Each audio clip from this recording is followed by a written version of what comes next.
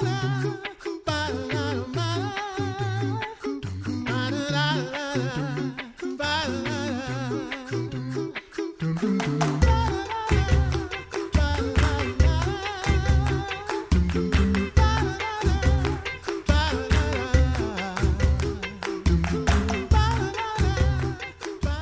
listening to The Coffee Hour. I'm Andy Bates. I'm Sarah Gulseth. Thanks to Concordia University Wisconsin for your support of The Coffee Hour. Find out more about Concordia University Wisconsin at cuw.edu. Live uncommon. And we are excited to share a Concordia University Wisconsin story with you today, the story of an educator. We shared with you recently the story of Project Invest, and today we get to meet an alumni of the Project Invest program in Milwaukee, Wisconsin. Joining us today, Natyra Crawford. Natyra, thanks so much for being our guest on the Coffee Hour today. Thank you. I'm honored that you guys have let me speak to you. Natyra, when did you gain an interest in being an educator? Yes, well, I would say in 2012, I was a new mom, and I had worked into all kinds of technological positions. So I worked for just about every cell phone company there was, and I had done a lot of different jobs before, but I wanted to come into something that was more purposeful, something that would bring not only just longevity, but a real career that honed in on my personal skills. So at the time, I was working for Time Warner Cable, which is formerly Spectrum, well, Spectrum now, but formerly Time Warner Cable. And in sales, someone was speaking to me about going into teaching. My aunt, God rest her soul, she's like, you should do this. So I applied to Milwaukee Public Schools as a school social work aide, which basically began to be like family partnerships. You worked with scholars, getting them signed up for Head Start. And I would have to do home visits and go into classrooms. And all I kept thinking was, I want to be in the classroom. After I would speak to certain students and just with the teachers, I found myself doing things in the classroom that I wasn't supposed to, because I'm like, wow, this is natural. So after like maybe 60 days, I think you're supposed to transition after 90 days. But within 60 days, I was able to transition into being a paraprofessional. And I did that with MPS for about 3 years and a couple of other schools. And about 6 years ago, I came into Milwaukee College Prep and worked my way up from being an educational assistant to currently being a licensed teacher. That is awesome. Tell us more about these schools that you were able to work with and what drew you into helping the students that were there. Absolutely. So when I went to the first school that I went to was a local school. It was actually in my my neighborhood that I grew up in. And I just saw at the time they were K-4 students. And the teacher would work with them, and she had a number of small groups. And so I just kind of took over one group. And I noticed that I found myself just being really excited about seeing the scholars learn. I loved interacting with them. And it just felt so natural that I wanted nothing more than to be in the classroom. So when I left, leaving like MPS and went to multiple schools, I got to see how different schools did certain things and why they did that. And I was able to learn and just become a much better educator. So I had the experience before I had the education. And so by the time that I went to school, all of those things that I naturally did in the classroom made more sense. Mm-hmm. What was significant about remaining in the community that you grew up in? Why was that important to you? Yes, absolutely. So it's kind of a twofold thing. I know that when we go to school and we participate in groups, even as teachers, they always ask like, what made you start? And as an African-American woman, a lot of the things that I would say first is like, oh, I want to represent scholars that look like me. And I know that representation is important, but I had that representation. At my elementary school, I didn't realize it then, but it wasn't as common to have a Black assistant principal and a Black principal, female. And I'm like, wow, looking now, that's what I want to be. That's what I want to do. So in looking in those moments, it definitely was important that I serve the community that I grew up in. My daughter goes to the school that I teach in. So I think that's really important. If your vision and your morals align with who you are as an educator, you should believe the same for the scholars that you serve. Mm-hmm. How do you see that representation making a difference now for the students in your school? It's really cool because I always tell my students that they are my besties. So we have we have like conversations about real things.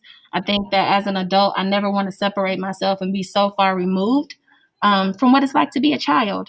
And I think what helps me be a great teacher with my students that I work with is just being completely real with them, being honest with them, leaving room for mistakes and for fun, and doing the same for their parents. It's like a family when I work with my students and as well as my colleagues. So I think that's really, really important when working with my scholars, that they know that they are loved. I tell everybody I love them all the time, but my students never have to question it because they see it and they feel it every day. So it's more than just seeing another Black female educator. If you're a Black female student or even a Black male, it's just the fact that you know you have someone that loves and cares about you and your education. And I don't want to let you fail no matter what. It's clear that you love being with students, you love being in the classroom.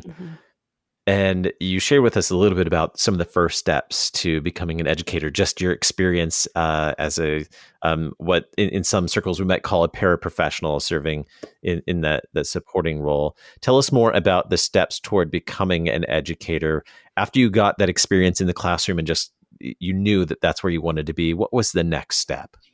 The next step was going for an actual program that served educators like me. So I'm one of those people that failed in every possible way that you could before obtaining what I have. So right out of high school, I went directly to college. I went to University of Wisconsin Parkside, and I got into my junior year and I did not finish. I ultimately had my daughter in the process of transferring to a number of schools. And no matter what happened, I failed every time, like every semester, every time I tried to go back as a mom and as a working mom, it just wasn't working. So at the time I was working at Milwaukee College Prep, and a number of my colleagues were in the same position. They wanted to do like an EA, which is an educational assistant to teacher pipeline. And I was really intrigued by that because this is what I was always trying to do, but there was no outlet for me to do that. And then I didn't know of anything through my job that could give me that.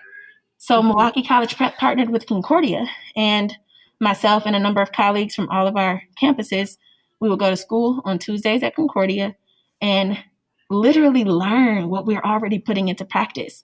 So a lot of the things we were doing made more sense because we're learning why there's a scope and sequence. We're learning how to actually do these lesson plans and present them a little bit differently, because I think naturally, it came natural to be a teacher. It came natural to love kids, but how do you do that properly and get certified to do it was the biggest thing. And most people know it's really hard to become a teacher. They have a lot of requirements. So working together with my cohort definitely helped me be successful in that. What were some of the things that were integral for you in order to succeed in this? You're talking about all of these things that just didn't work out, but this did. What was integral to that so that you are successful in this path? When I came to Concordia, the Project Invest program was very new. So myself and the other graduates and the other students, we were like the first cohort. So a lot of things were trial and error for us. And one of the biggest things that really helped me be successful was self-advocacy, because when people don't know, necessarily it's new, you're trying to figure it out. But if you're the student and it's not working for you, or you need something, or you need to speak up, I was kind of that person that would do that. I wasn't really afraid to ruffle feathers if it took me finishing this degree, because at this point, I've done so much. I failed so much. I don't have any more room to fail. And I think that my cohort was a big part of that. We all are really close, like family. So some days it would be, my classmates would laugh every Tuesday. I was crying every single Tuesday. I was crying about something, whether it's not having enough aid or the assignments or something. And we were like a family. We would pray together, like literally pray together. And that's something that I don't think I could have gotten anywhere else.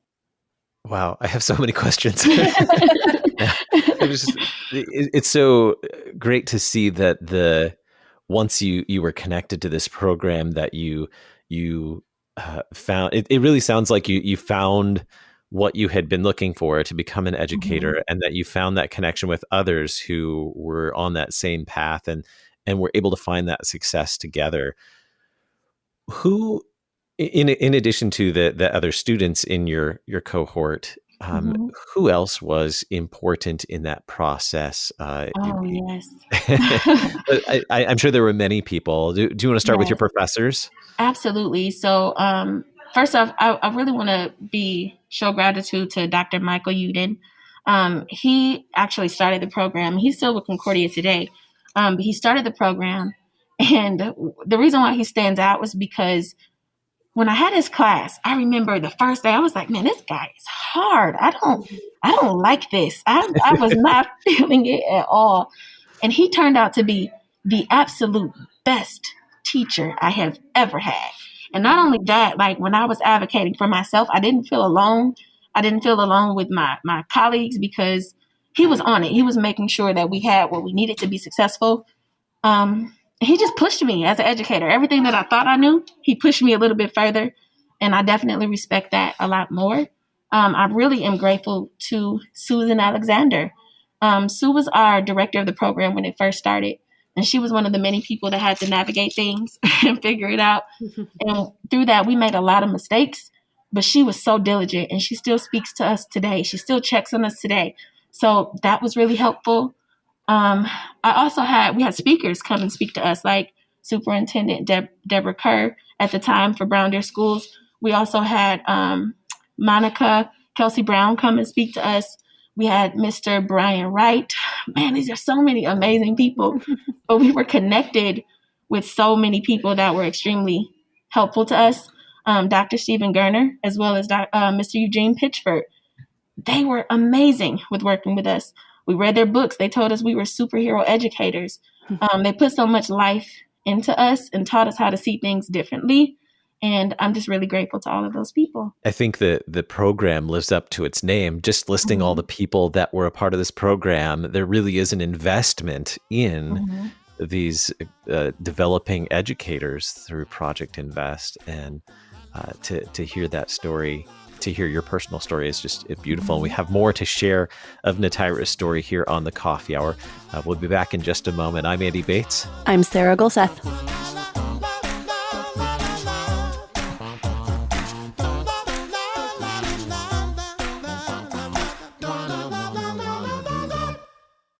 You're a miracle. You know that, right? A living, breathing, one-of-a-kind miracle. You were created to stand apart, to share your gifts in the service of others, to make an uncommon impact in a common world. And at Concordia University, it's our mission to help you do that, to live uncommon. To learn more about Concordia, go to cuw.edu.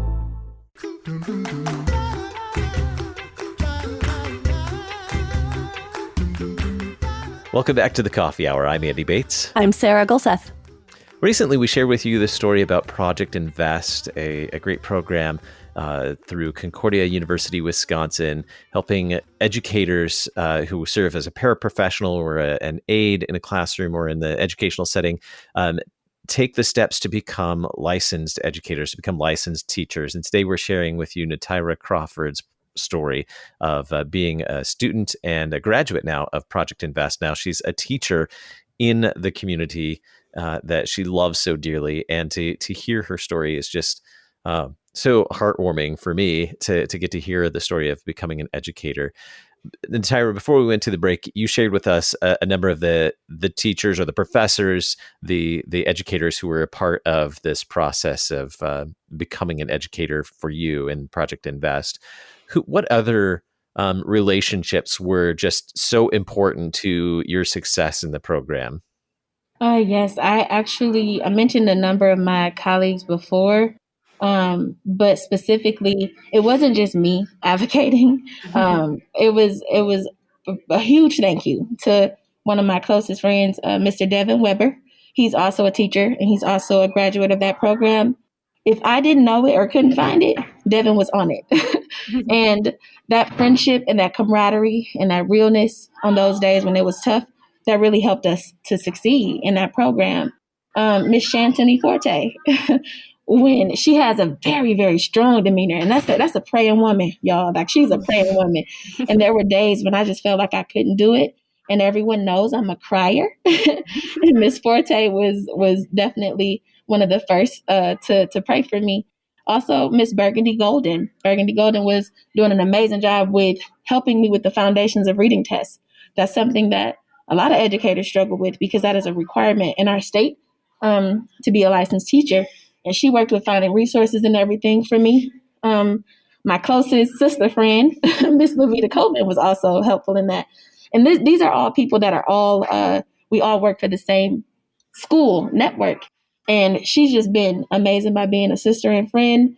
And I guess it's so many people I can name, but that camaraderie and the fact that we were not only just students, but we were colleagues. So we could share a lot of different things in person when we're talking in our classes, because we understand it. And lastly, Joseph Woodland, who is right now, he's a part of that program, but he's also the Dean of Culture at my school. So just seeing him grow as a person and working with him at work and in school has been amazing. And I just learned from all of the educators in the program. That is an amazing community of people to have around you, and to be able to support each other like that just sounds incredible. And as I can imagine, it's such a blessing to all of your students too, to have these teachers and educators who care so much about their students, and to be able to have this community of teachers to support these students is just an amazing thing. Excuse me, an amazing thing for them. How do these relationships, now that you've gone through the program, how have these relationships improved, I guess, your teaching or your ability to be in the classroom and to be authentic with these students? How have these relationships helped you in that way?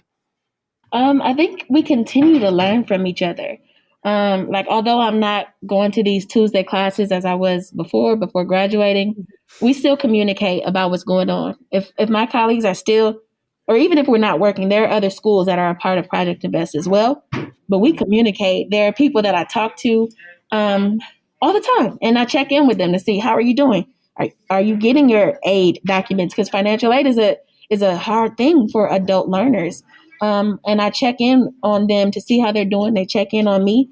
So it's always a family feel, and that never really changes, even outside of the classroom. Tell us about the time frame that it took for you to go from your previous career as an aide or as a paraprofessional to now being a licensed, credentialed instructor or teacher. So what's beautiful about Project Invest, again, it's a culmination of people that are already in education, right? Or they've been teaching for a while. And so at the time that I started Project Invest in October of 2017. By April of 2018, I was promoted to be a teacher, which was unheard of because it gave me the real life experience before obtaining the degree and the licensure. So there was a licensed teacher in class with me, but I would lead the class as a lead teacher, and she would assist me whenever I needed help. And that was amazing because I was a lead teacher for 2 years before actually getting the certification. So coming into this school year, I felt prepared, even given that things are very different in the world right now. But I definitely felt prepared for what I was supposed to do.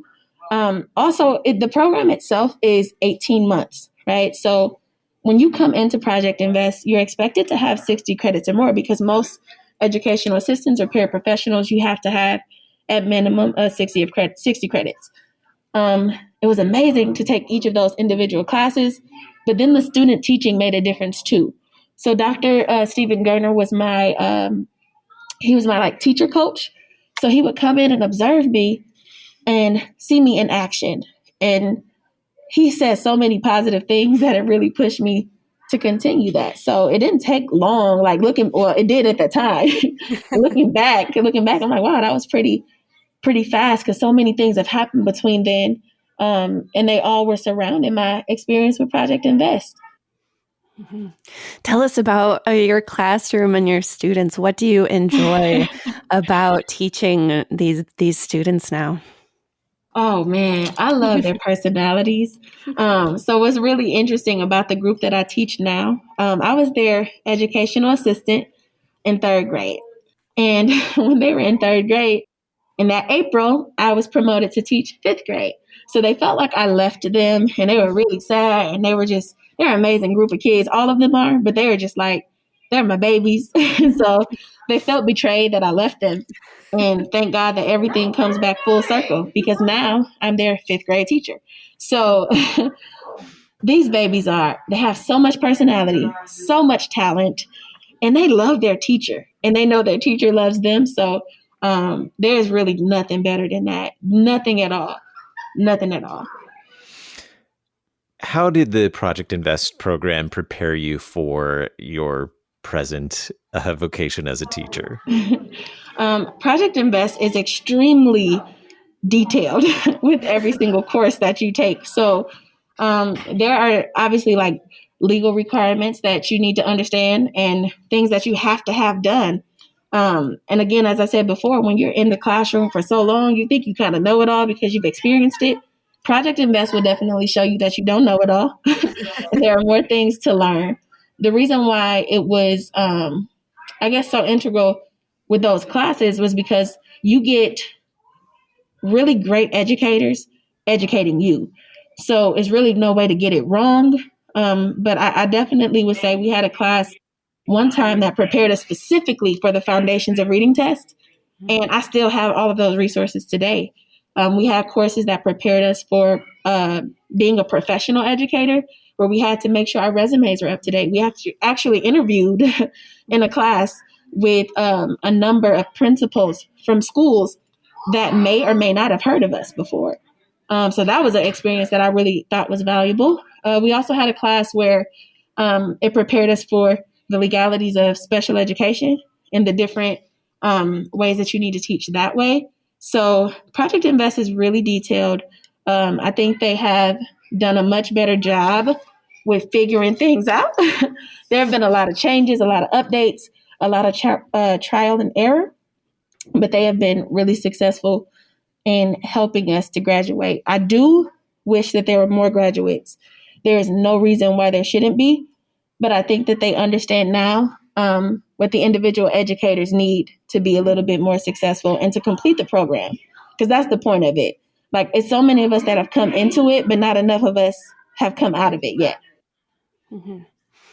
What are some of the things that you learned from these great professors that you're excited to now be able to share and pass along to your students and to the other educators that you work with? Mm-hmm.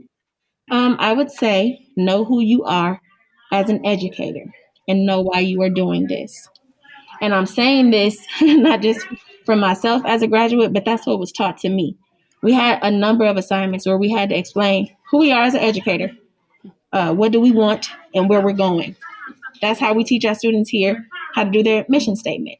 And I never, ever want to forget who I am, what I want, and where I'm going. And today is a prime example of the difficulty that we have. Like, I literally had a meltdown today, but I don't want to do anything else. So just remembering who you are, what you want, and where you're going, not just in education, but with anything, it can help you get through a lot of really tough times. And again, that's not something I just learned in Project Invest, but that's something that I learned from my current employer, Milwaukee College Prep. So I couldn't be more honored to be able to be a servant leader to my scholars and some help to my colleagues that are still obtaining their degree. I think we have to make note that you address your students as scholars. Tell us a little bit more about that as we wrap up. So I firmly believe in being a lifelong learner. And so I know I can say students and pupils, but scholars, that gives them more responsibility. Because when you're a scholar, you seek out opportunities to learn, right? And it's going to college and beyond is one thing, but you need to always be a lifelong learner. And there's no option with that. Because if you're not seeking wisdom, then what are you doing? You know, so I try to always empower them to remember that about themselves. How empowering to take responsibility for your own education. That Wow, that I hadn't thought about it from that perspective. That's very empowering. Mhm. What would you say to the person who's in those shoes that you were in a few years ago of they love being in the classroom and they want to be in the classroom full time. They want to be a teacher full time. What advice, what words might you share with them? I would say no matter how hard it gets or how bad it looks, it is possible. It is absolutely possible. And once you believe that, push through. Because I'll say after that first 10 to 12 months, it's even harder. And that's when you really need to push through. I started and stopped so many times. And if I could encourage anyone to do anything, is pray on it and push through. Because these babies need you. They need us. And take it seriously. Take your education seriously, so then you can have a reason to tell them to take theirs seriously. Natyra Crawford, graduate of the Project Invest program at Concordia University Wisconsin. Natyra, thank you so much for being our guest on the Coffee Hour and sharing your story with us today. Thank you so much for the opportunity, you guys. I really appreciate it. You're listening to the Coffee Hour. I'm Andy Bates. I'm Sarah Gulseth. The Coffee Hour with Andy and Sarah is a production of KFUO. To support the Coffee Hour and KFUO Radio, visit kfuo.org. You can also text KFUO to 41444 or send an email to gifts@kfuo.org. And you can call us at 800-844-0524. KFUO. Christ for you, anytime, anywhere.